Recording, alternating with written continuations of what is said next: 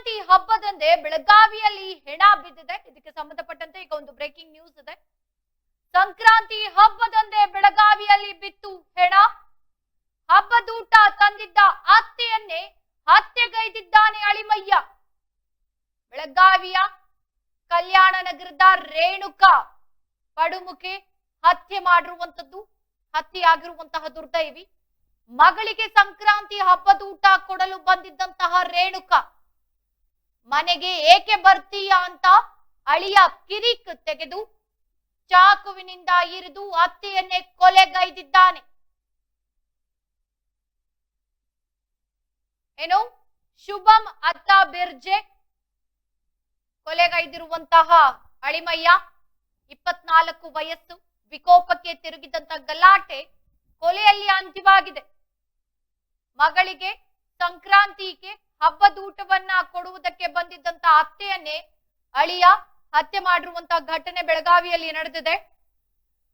ಬೆಳಗಾವಿಯ ಕಲ್ಯಾಣ ನಗರದ ನಿವಾಸಿ ರೇಣುಕಾ ಶ್ರೀಧರ ಪಡುಮುಖೆ ಅಳಿಯ ಶುಭಂ ದತ್ತ ಬಿರ್ಜೆ ಎಂಬಾತನಿಂದ ಕೊಲೆಯಾಗಿದ್ದಾರೆ. ಮನೆಗೆ ಬಂದಿದ್ದ ಅತ್ತೆ ರೇಣುಕಾ ಜೊತೆ ಜಗಳ ಶುರು ಮಾಡಿದ್ದ ಅಳಿಯ ಶುಭಂ ಮಾತಿಗೆ ಮಾತು ಬೆಳೆದು ಅತ್ತೆಯ ತೊಡೆಯ ಭಾಗಕ್ಕೆ ಇರಿದಿದ್ದಾನೆ ಎನ್ನಲಾಗಿದೆ. ಗಂಭೀರ ಗಾಯಗೊಂಡಿದ್ದ ರೇಣುಕಾರನ್ನ ವಿಮ್ಸ್ ಆಸ್ಪತ್ರೆಗೆ ದಾಖಲಿಸಲಾಗಿತ್ತಾದ್ರೂ ಕೂಡ ಚಿಕಿತ್ಸೆ ಫಲಿಸದೆ ಸಾವನ್ನಪ್ಪಿರುವಂತದ್ದು. ಸಂಕ್ರಾಂತಿ ಹಬ್ಬದಂದೇ ಅಳಿಯ ಅತ್ತೆನನ್ನ ಕೊಲೆ ಮಾಡಿರುವಂತಹ ಘಟನೆ ನಡೆದಿರುವಂತದ್ದು.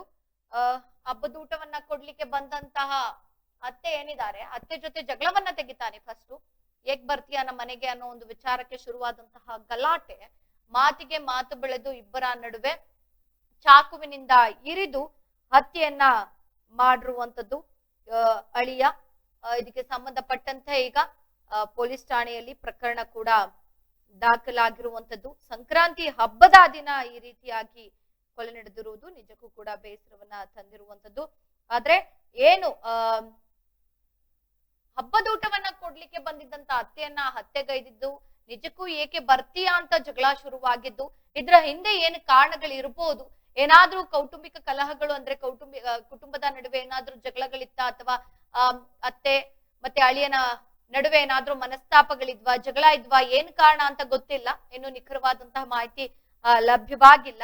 ಆದರೆ ಸದ್ಯಕ್ಕೆ ತಿಳಿದಿರುವಂತಹ ಮಾಹಿತಿ, ಮನೆಗೆ ಬಂದಂತ ಅತ್ತೆಯ ಜೊತೆ ಜಗಳ ಶುರು ಮಾಡಿದಂತ ಅಳಿಯ ಇದಕ್ಕೆ ಸಂಬಂಧಪಟ್ಟಂಗೆ ಮಾತಿಗೆ ಮಾತು ಬೆಳೀತಾ ಇತ್ತು ಇಬ್ಬರ ನಡುವೆ. ಆ ಸಂದರ್ಭದಲ್ಲಿ ಚಾಕುವಿನಿಂದ ಇರಿದು ಹತ್ಯೆಯನ್ನ ಮಾಡಿರುವಂತದ್ದು. ನಂತರ ಇದಕ್ಕೆ ಸಂಬಂಧಪಟ್ಟಂತೆ ಈಗ ದೃಶ್ಯದಲ್ಲಿ ಕೂಡ ತೋರಿಸ್ತಾ ಇದೀವಿ, ಹತ್ಯೆಗೈದಿರುವಂತ ಘಟನೆ. ತೀವ್ರ ಗಾಯ ಆಗಿತ್ತು. ನಂತರ ಆಸ್ಪತ್ರೆಗೆ ಕರ್ಕೊಂಡೋಗಿ ಅಡ್ಮಿಟ್ ಮಾಡಿದ್ರು ಕೂಡ ಚಿಕಿತ್ಸೆ ಫಲಕಾರಿಯಾಗದೆ ಈಗ ಸಾವನ್ನಪ್ಪಿದ್ದಾರೆ.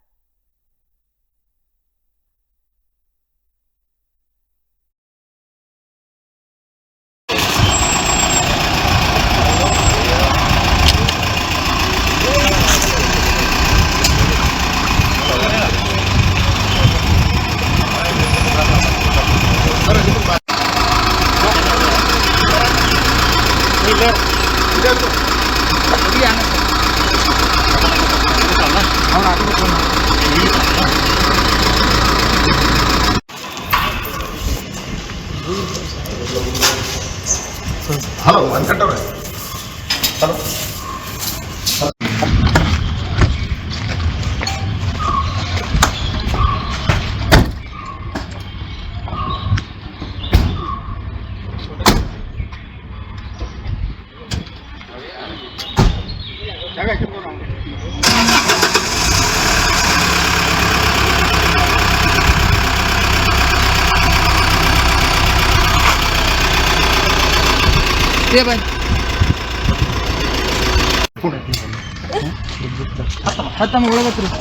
ಇಲ್ಲ ಅದ ಚೌನವ್ರು ಮುಂದೆ ಕರ್ಕೊಂಡು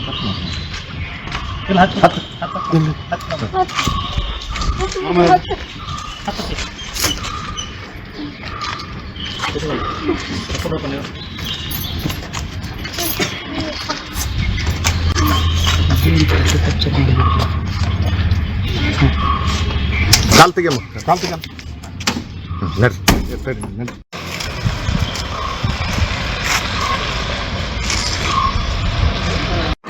ನಡ್ರಿ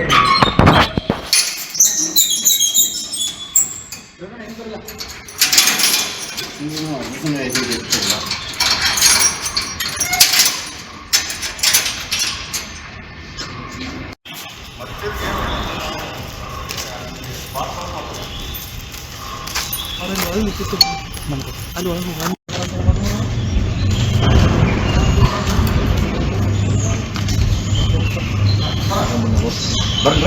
ಕ್ಯಾಪ್ ಹಾಕೊಂಡು ಬರ್ತೀನಿ ಸರ್.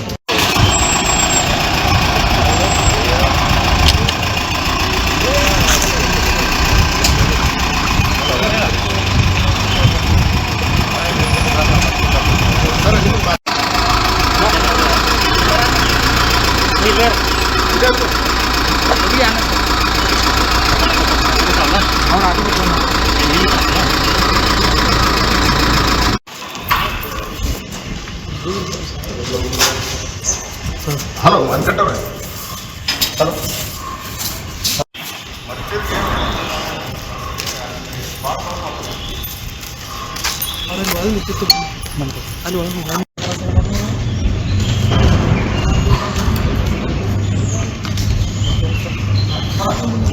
ಬರ್ರಿ ಕ್ಯಾಪ್ ಹಾಕೊಂಡು ಬರ್ತೀನಿ ಸರ್.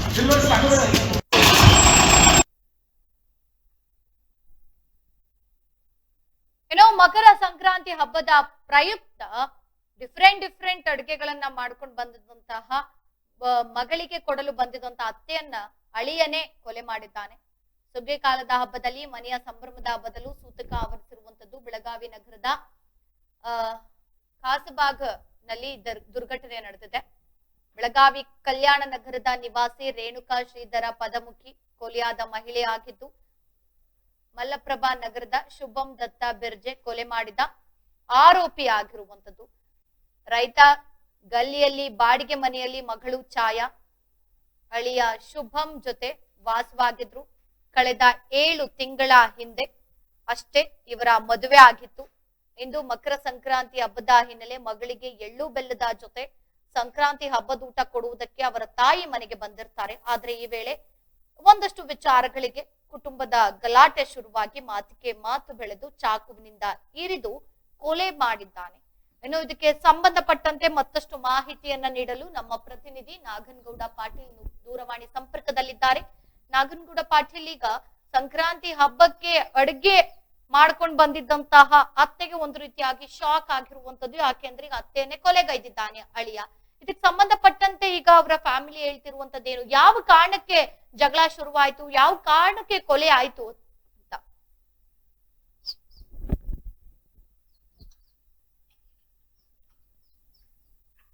ನನ್ನ ಧ್ವನಿ ಕೇಳಿಸ್ತಾ ಇದೆಯಾ ನಾಗನಗೌಡ? ಈಗ ಇದಕ್ಕೆ ಸಂಬಂಧಪಟ್ಟಂತೆ ಈಗ ಅತ್ತೆಯನ್ನೇ ಅಳಿಯ ಕೊಲೆ ಮಾಡಿರುವಂತದ್ದು, ಯಾವ ಕಾರಣಕ್ಕೆ ಕೊಲೆ ಆಯ್ತು, ಯಾವ ಕಾರಣಕ್ಕೆ ಜಗಳ ಸ್ಟಾರ್ಟ್ ಆಯ್ತು ಅಂತ? ಏನು ರಚನಾ, ಇವತ್ತು ಬೆಳ್ಳಂಬೆಳಗ್ಗೆ ಒಂದು ಬೆಳಗಾವಿ ನಗರದಲ್ಲಿ ಒಂದು ಮಹಿಳೆ ಮೇಲೆ ಒಂದು ಚಾಕು ಇರಿತವಾಗಿರುತ್ತೆ. ಆ ಚಾಕು ಇರಿತ ಮಾಡಿದಂತವನು ಆತ ಅಳಿಯ ಆಗಿರುತ್ತಾನೆ. ಅವು ಏನು ಕೌಟುಂಬಿಕ ಕಲಹ ಮತ್ತೆ ಇನ್ನಿತರ ಸಮಸ್ಯೆಗಳನ್ನ ಇಟ್ಕೊಂಡು ಆತ ಜಗಳ ಆಡ್ತಾ ಇರ್ತಾನೆ. ಈಗ ಅದೇ ಒಂದು ಇವತ್ತು ಬೆಳಗ್ಗೆ ಬುತ್ತಿಯನ್ನ ಅಂದ್ರೆ ಸಂಕ್ರಾಂತಿ ಹಬ್ಬದ ವಿಶೇಷ ಅಡುಗೆಯನ್ನ ತಗೊಂಡು ಅತ್ತೆಯನ್ನು ಮಗಳ ಹತ್ರ ಬಂದಿರ್ತಾಳೆ.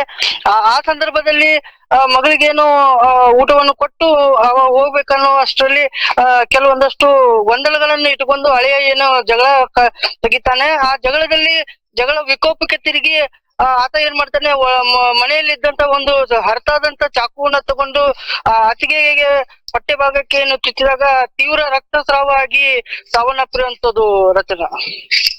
ಇದಕ್ಕೆ ಸಂಬಂಧಪಟ್ಟಂತೆ ಈಗ ಅವರ ಮಗಳು ಏನ್ ಹೇಳ್ತಾ ಇದ್ದಾರೆ?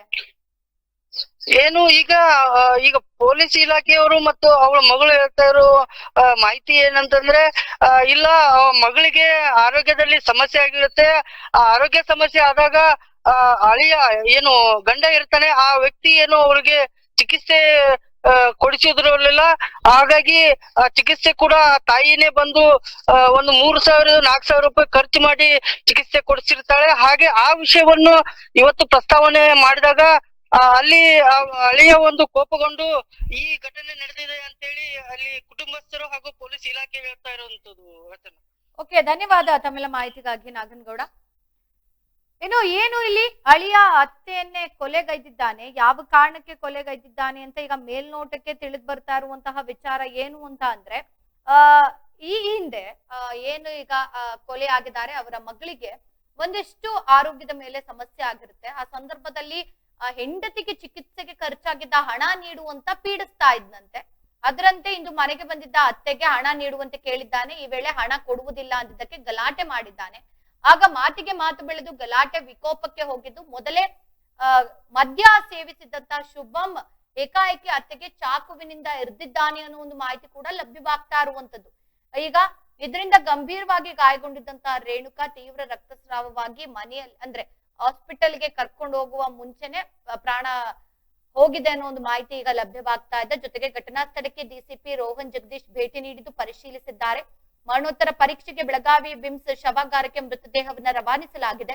ಶಹಾಪುರ ಪೊಲೀಸ್ ಠಾಣೆಯ ಪೊಲೀಸರು ಆರೋಪಿ ಶುಭಂ ಹಾಗೂ ಅವರ ತಂದೆ ತಾಯಿಯನ್ನ ಪೊಲೀಸರು ಈಗ ಬಂಧಿಸಿರುವಂತದ್ದು. ಇನ್ನು ಇದಕ್ಕೆ ಸಂಬಂಧಪಟ್ಟಂತೆ ಈಗ ಡಿಸಿಪಿ ಏನು ಹೇಳಿದ್ದಾರೆ ಅಂದ್ರೆ, ಘಟನೆ ಸಂಬಂಧ ರೋಹನ್ ಜಗದೀಶ್ ಅವರು ಛಾಯಾ ಅವರು ಕಳೆದ ಕೆಲ ದಿನಗಳಿಂದ ಅನಾರೋಗ್ಯದಿಂದ ಬಳಲ್ತಾ ಇದ್ರು. ಮಗಳನ್ನ ಸರಿಯಾಗಿ ನೋಡಿಕೊಳ್ಳುತ್ತಿಲ್ಲ ಅಂತ ರೇಣುಕಾ ಪದೇ ಪದೇ ತಕರಾರು ಮಾಡ್ತಾ ಇದ್ರು.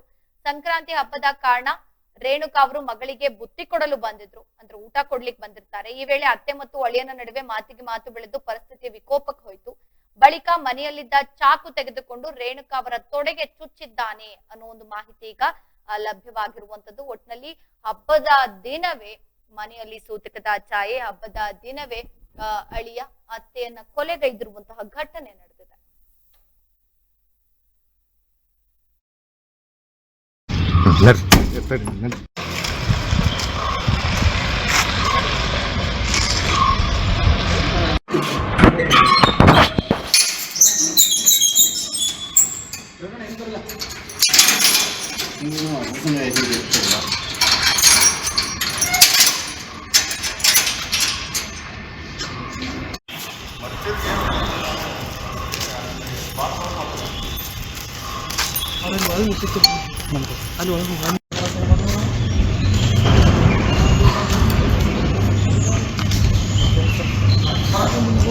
ಬರ್ರಿ ಕ್ಯಾಪ್ ಹಾಕೊಂಡ್ ಬರ್ತೀನಿ ಸರ್.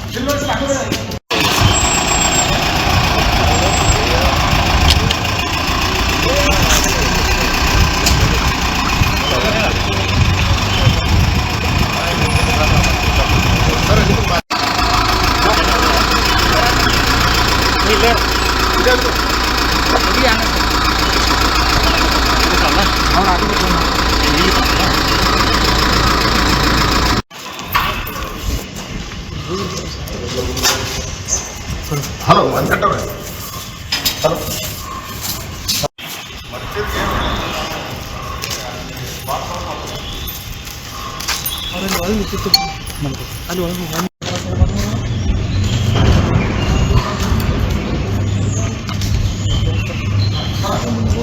ಬರ್ರಿ ಕ್ಯಾಪ್ ಹಾಕೊಂಡ್ ಬರ್ತೀನಿ ಸರ್.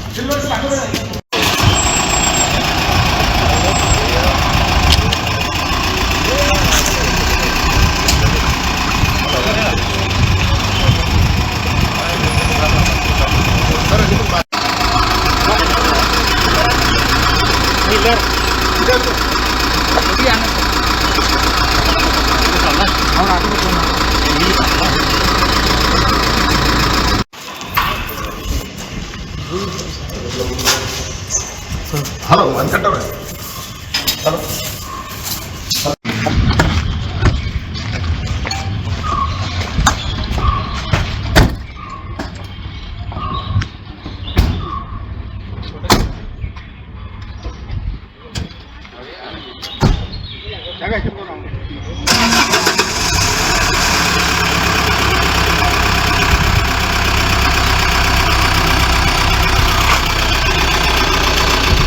ये भाई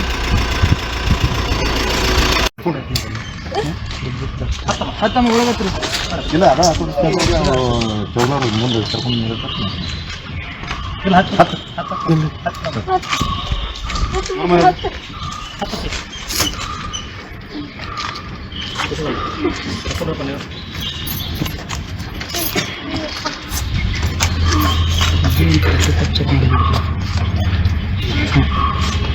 ಕಾಲ್ ತೆಗಿಯಮ್ಮ, ಕಾಲ್ ತೆಗಿಯಮ್ಮ.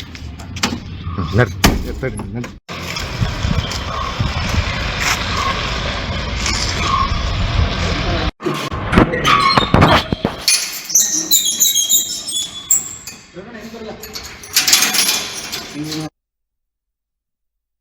ಇನ್ನು ಅತ್ತೆಯನ್ನೇ ಅಳಿಯ ಕೊಲೆಗೈದಿರುವಂತಹ ಘಟನೆ ನಡೆದಿರುವಂತದ್ದು. ಇದಕ್ಕೆ ಸಂಬಂಧಪಟ್ಟಂತೆ ಸ್ಥಳಕ್ಕೆ ಭೇಟಿ ಕೊಟ್ಟಂತಹ ಡಿಸಿಪಿ ಇದಕ್ಕೆ ಸಂಬಂಧಪಟ್ಟಂತೆ ಒಂದಷ್ಟು ವಿಚಾರಗಳನ್ನ ಹೇಳಿದ್ದಾರೆ. ಏನ್ ಹೇಳಿದ್ದಾರೆ ಒಮ್ಮೆ ಕೇಳ್ಕೊಂಡು ಬರೋಣ.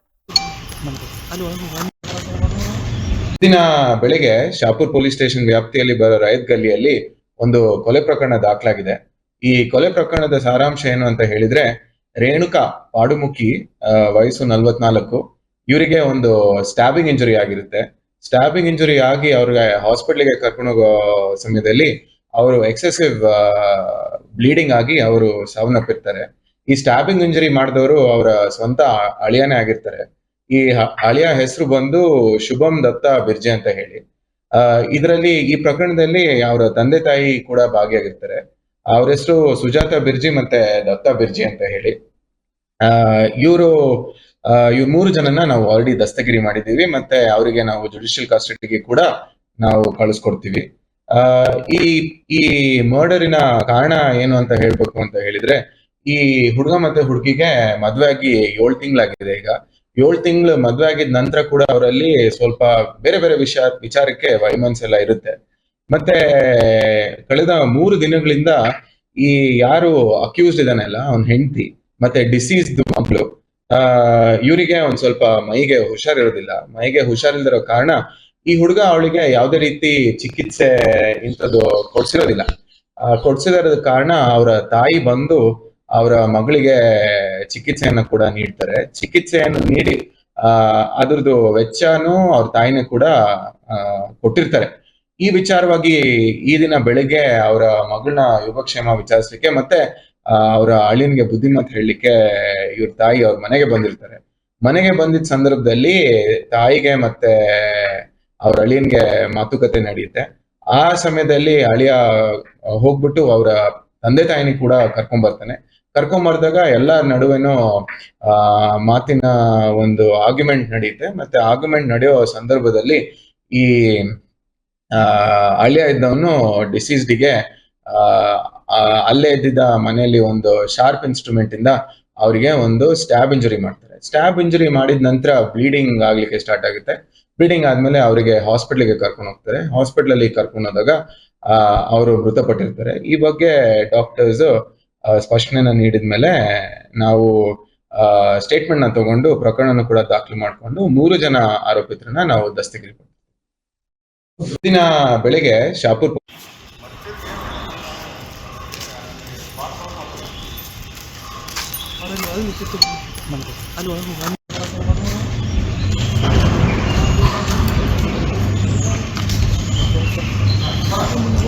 ಬರ್ರಿ ಕ್ಯಾಪ್ ಹಾಕೊಂಡ್ ಬರ್ತೀನಿ ಸರ್.